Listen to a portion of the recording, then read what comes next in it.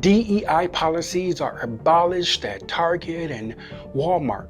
They've enlisted Snoop Dogg, Bad Bunny, and Steve Harvey to help save them from the impending boycotts. There are two sides to every story, but there's only one backstory. Target CEO Brian Cornell and Walmart CEO Doug McMillon stood brainstorming on the upcoming store boycotts because of the cancellation of their DEI policies. This is going to get really bad fast. Yeah, very bad. What if we offer the urban communities bigger discounts? I don't know if that's enough. Well, let's create a black and brown campaign. Together we thrive, separate we die. Yes, that's very hip. I like it. We need star power to get ahead of this boycott. What did you have in mind? Brian made a quick phone call to his secretary.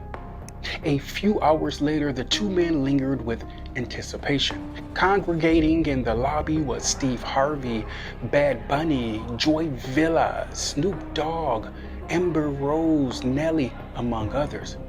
Steve Harvey and Bad Bunny were the first two invited into the exclusive meeting. How much do you want?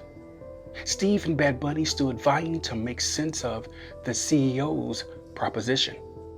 Name your price. We need good publicity. Sounds like you need a mascot. Bad Bunny carefully watched both CEOs. They were desperate to land a top celebrity. $5 million is the offer. Wait, hold up.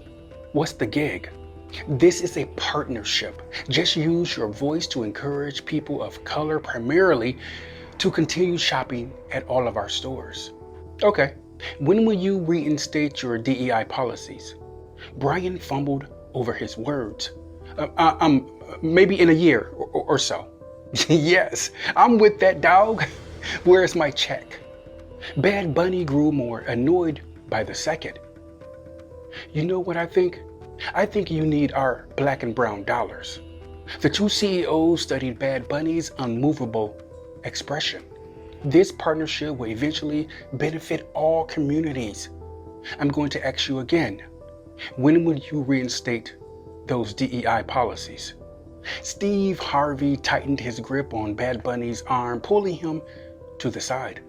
Brother, don't ruffle the feathers. This is easy money.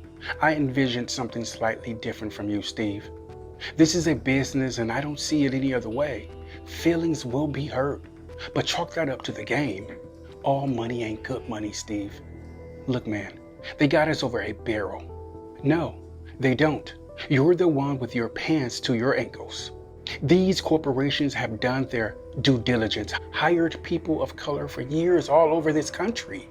And what happens when the numbers plummet after a year? That's not my problem. And that there is our issue. They will always win unless we stand our ground. I've been in this business longer than you, and I know how it works. We can't win. They're more powerful. You know, there's a distinct difference between brown and black people. My people stick together. Where one goes, we all go. Ride or die, no exceptions. And we don't? Steve, you were ready to sell your people up the river for $3 a pair of Jordans and a tube of lip balm. If we don't boycott, then they will win, and the cycle continues. But we have Patty Pies, and we have the Tabitha Brown collection. It would be a great pity if both of them went out of business. Guys, do we have a deal? Okay. To sweeten the pot, we are planning on putting Roscoe's Chicken and Waffles in 100 Target stores. I mean, who needs another Starbucks? And for our Brown brothers, Taco Bell's at 300 Walmarts. What do you say? See, they don't value us at all. Money is their top priority, and it should be ours too. Sometimes you have to think about yourself and not your race. We have a combined $4 trillion that we spend annually. We can bankrupt them tonight. There are 6 stores in your home community, Puerto Rico. That's a lot of jobs. Don't screw this up. Go fuck yourself. Bad Bunny didn't look back. He tightly gripped his Puerto Rican flag and walked out the door. Both CEOs deviously smirked in Steve's direction. Can we count on you, Steve? Let me think about it. Steve peers down into his empty hands, not a flag in sight. His eyes concentrated, searching the empty room for a lifeline. Steve quietly retreated to the lobby. A blonde woman with a quiet smile and an older gentleman with a disheveled appearance marched into the room. Hello, Mr. Cornell. You wanted to see Brad and me? Yes. The federal DEI policy is no longer. So we are cutting ties with all demographics that benefits the most. We've decided to go in a different direction. You two can pick up your checks at the desk.